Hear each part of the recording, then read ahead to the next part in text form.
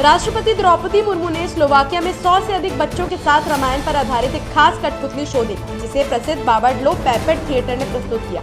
यह आयोजन भारत और स्लोवाकिया के बीच सांस्कृतिक आदान प्रदान का प्रतीक बना। इस शो के जरिए बच्चों को कला और थिएटर के माध्यम से भारतीय विरासत से जोड़ने का प्रयास किया गया। भाजपा अध्यक्ष जेपी नड्डा ने कहा कि दिल्ली में अब लंबे इंतजार के बाद आयुष्मान भारत प्रधानमंत्री जन आरोग्य योजना की शुरुआत हो गई है। उन्होंने इसे दिल्ली वासियों का हक बताया और इस उपलब्धि पर सभी को बधाई दी। इसके साथ ही प्रधानमंत्री आयुष्मान भारत स्वास्थ्य अवसंरचना मिशन की भी औपचारिक शुरुआत की गई। उत्तराखंड के मुख्यमंत्री पुष्कर सिंह धामी ने 4 धाम यात्रा को लेकर बड़ा बयान दिया। उन्होंने कहा कि यात्रा की सभी तैयारियां अब अंतिम चरण में है और उन्होंने खुद बड़ी बैठक कर व्यवस्थाओं की समीक्षा की है।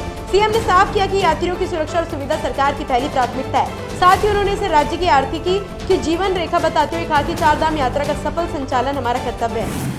बसपा प्रमुख मायावती ने आतंकवाद पर कड़ा रुख दिखाते हुए कहा कि भारत में भारतीयों की सुरक्षा सबसे पहली होनी चाहिए। उन्होंने केंद्र और राज्य सरकारों से अपील की कि वह राजनीतिक स्वार्थों को छोड़कर आतंकियों के खिलाफ सख्त, निष्पक्ष और ईमानदार कानूनी कार्रवाई करें। मायावती ने जोर दिया कि कानून से कोई भी ऊपर नहीं होना चाहिए। मुख्यमंत्री मोहन यादव ने धार जिले के बदनावर में केंद्रीय मंत्री नितिन गडकरी की मौजूदगी में 5,800 करोड़ से अधिक लागत की 328 किलोमीटर लंबी 10 सड़क परियोजनाओं का लोकार्पण और शिलान्यास किया। उन्होंने प्रधानमंत्री नरेंद्र मोदी और केंद्रीय मंत्री गडकरी का आभार जताया। इस मौके पर कई केंद्रीय व राज्य मंत्री, सांसद और जनप्रतिनिधि मौजूद रहे। लखनऊ में उप मुख्यमंत्री केशव प्रसाद मौर्य ने समाजवादी पार्टी पर निशाना साधा। उन्होंने कहा कि अखिलेश यादव की सरकार पिछड़ों और दलितों के समर्थन से बनी थी, लेकिन सबसे ज्यादा अन्याय भी उन्हीं पर हुआ।